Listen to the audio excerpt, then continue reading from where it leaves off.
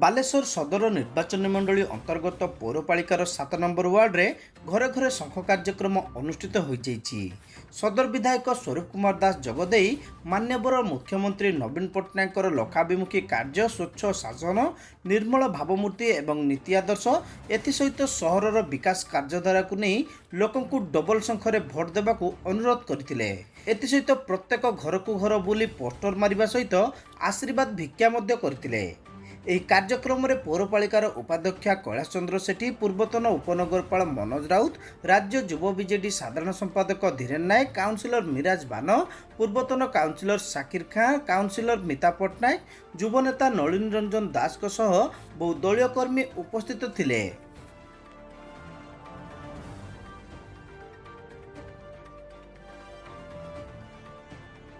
आज बालेश्वर म्यूनिसिपालिटी अंतर्गत 7 number ward में आज घरे घरे शंख कार्यक्रम आरंभ करम सहित बालेश्वर म्यूनिसिपालिटी भाइस चेयरमैन, पूर्वतन भाइस चेयरमैन, स्थानीय काउंसिलर मिर्जा बानु महोदय और ए दल को भल पाऊा दल को मजबूत कर रखा समस्त सक्रिय कर्मी उपस्थित कार्यक्रम चलती।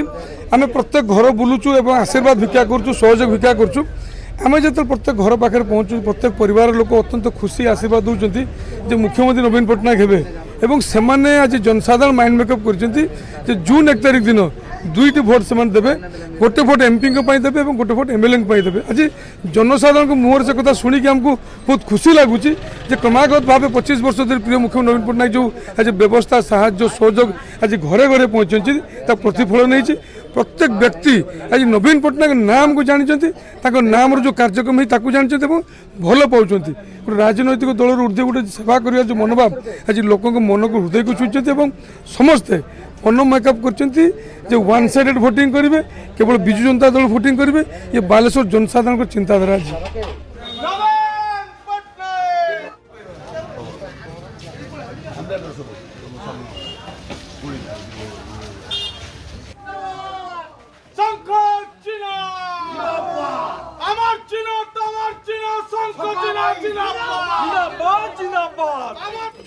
आमे नवीन स्पीकर आप घर है आसत ये आस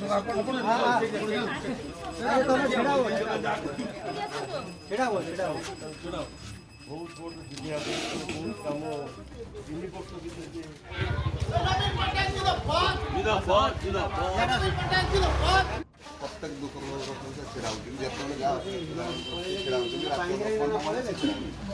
आमर काउंसिलिंग बहुत बढ़िया लोग पाई हाथ पाइब ना।